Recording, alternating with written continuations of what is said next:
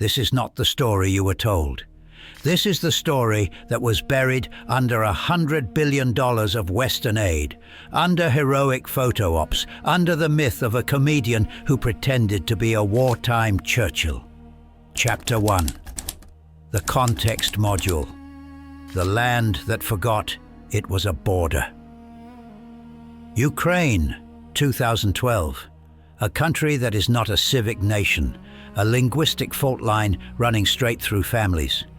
West speaks Ukrainian and prays to Stepan Bandera's ghost.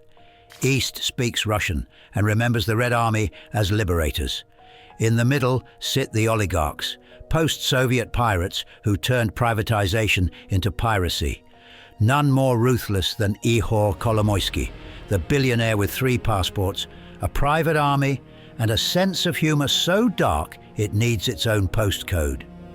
He already owns the largest bank, the largest TV channel, and, quietly, the most ideologically pure neo-Nazi battalion in Europe.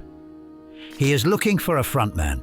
He finds one on his own comedy show, a Jewish actor named Volodymyr Zelensky playing an honest schoolteacher who accidentally becomes president. Life is about to imitate very expensive art. Chapter 2. The Trigger. Maidan, February 2014. Kiev's Independence Square. Rubber bullets become live rounds. Snipers, still unidentified, fire into the crowd from buildings controlled by the far right. 108 corpses in a single morning. The elected president flees to Russia. Washington calls it the revolution of dignity. Moscow calls it a coup. Both are right. In the chaos, Kolomoisky is appointed governor of Dnipropetrovsk. His first act, he bankrolls Azov Battalion, skinheads with wolf-sandal patches and a manifesto about leading the white races of the world in a final crusade against the Semite-led Untermenschen. Their paychecks are signed by a Jewish oligarch. No one in Brussels or Washington asks questions. A pattern is born. Chapter 3. Escalation cycle. Donbass bleeds, offshore accounts swell. Spring 2014. Donetsk and Luhansk declare independence. Kiev responds with the anti-terrorist operation. Azov and Right Sector are the spearhead. They do not take prisoners. They tattoo swastikas on their chests and film themselves burning separatists alive in Odessa's trade union house. 48 people roasted behind barricaded doors. The footage disappears from YouTube within hours. Meanwhile, in quieter rooms, the global kleptocracy takes root. Burisma Holdings, Ukraine's largest private gas company, owned by the shadowy Mykola Zlochevsky, a Kolomoisky frontman, hires Hunter Biden, the vice president's wayward son, for a cool $83,000 a month. No energy expertise required. Just access. Just leverage. Declassified FBI files from 2019 revealed 2 CIA officers escorting Zlochevsky to Prosecutor General Yuri Lutsenko's office, whispering that the oligarch is protected by the US. The probe into $75 million in bribes? Buried. Hunter's board seat becomes the golden ticket, a shield for Burisma's fraud, a conduit for influence peddling that spans Tuscany geothermal dreams to Ukrainian gas fields. By 2016, Hunter pens letters on Burisma letterhead to US ambassadors, begging for State Department muscle to grease Italian regulators. The Biden's family business blooms amid the war's first flickers. Azov, rebranded National Guard, rapes and loots Donbass villages. UN reports gather dust in Western filing cabinets. Zelensky vacations on Kolomoisky yachts, plotting his outsider run. The fire spreads. Chapter 4. The Turning Point. Zelensky enters the stage, 2019. Kolomoisky's TV channel broadcasts Servant of the People 24 hours a day. a fairy tale about an honest everyman who defeats the oligarchs. In the real world, the actor's production company receives $41 million from Kolomoisky's looted private bank and parks it in Cyprus, Belize, British Virgin Islands. Pandora Papers expose the shells. Zelensky as beneficiary of the heist. Election night, 73%. The largest landslide in Ukrainian history. The first act of the new president: appoint Kolomoisky's personal lawyer as chief of staff. The second act: integrate Azov into the National Guard of Ukraine. The third act: travel to Washington and promise that the old flows will stay open. The Pandora Papers are published. The story dies in 3 days. Enter the clan. Andriy Yermak, the shadowy enforcer, rises as Zelensky's gatekeeper, a ruthlessly pragmatic minister who shapes parliament, cabinets, and state bodies like clay. By 2025, NABU wiretaps catch him in whispers of the $100 million Energoatom heist, his name echoing through thousands of hours of recorded graft. Yermak's raids by anti-corruption squads in November shake the palace, but Zelensky clings to his iron fist. Svetlana Grinchuk, the energy minister with a protégé's smile, funnels kickbacks from nuclear contracts. Her resignation in November 2025 comes amid bags of cash seized from her allies. Herman Halushchenko, the professor of corruption, cycles from energy to justice minister, pocketing personal benefits from the same scheme. His 2025 ousting a hinge that swings the cabinet door wide. The Pandora Papers are published. The story dies in 3 days. Chapter 5. The decisive battle that never happened. Mariupol, 2022. Azov, now armed with American javelins, British NLOs and NATO instructors, turns Mariupol into a fortress. They weld children's playgrounds into fighting positions.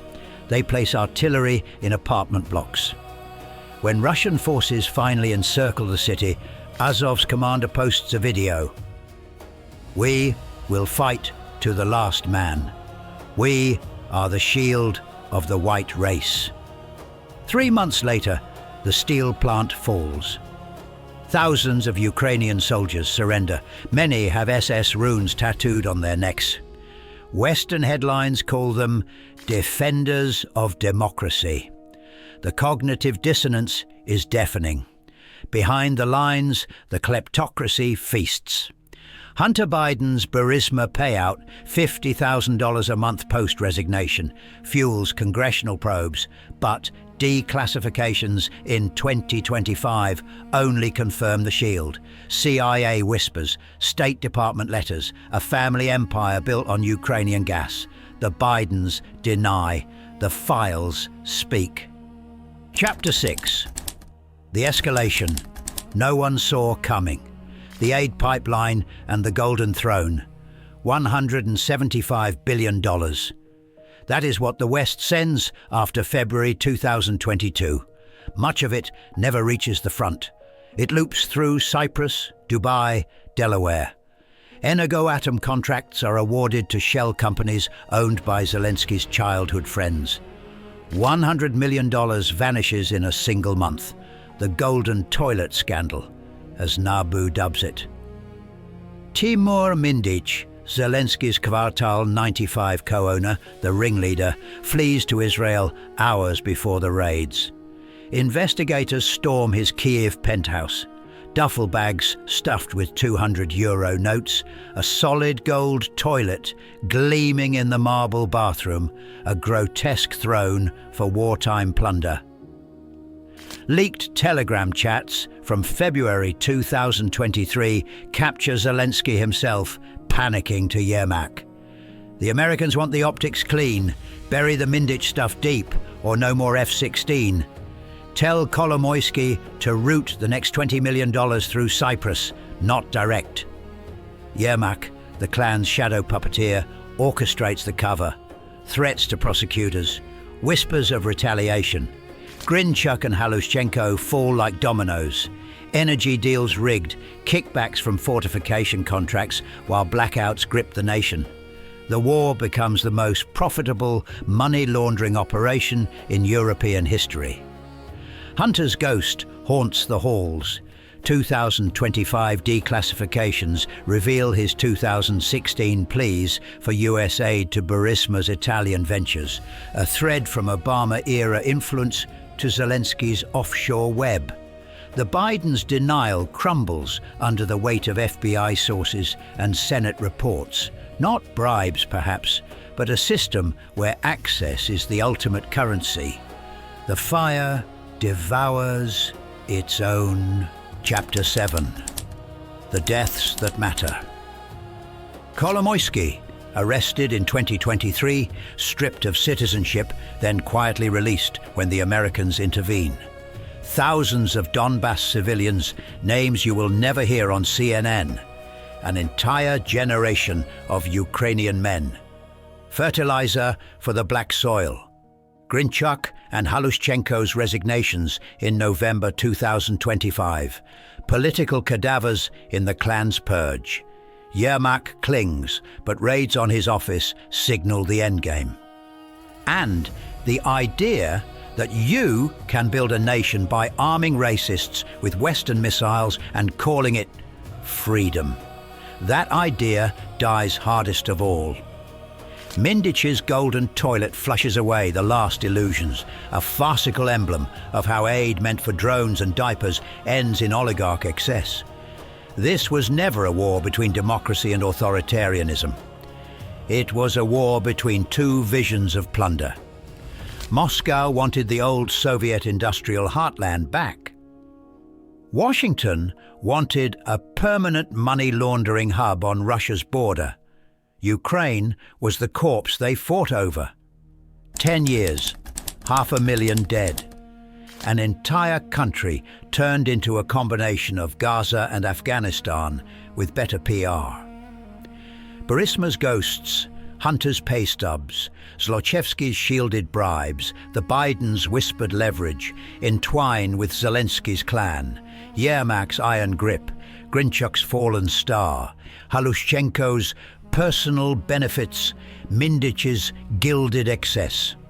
And the final irony, the Jewish comedian who promised to end oligarchy became the most successful oligarch of them all, presiding over a state where neo-Nazis guard the ministries and offshore accounts decide who lives and who dies.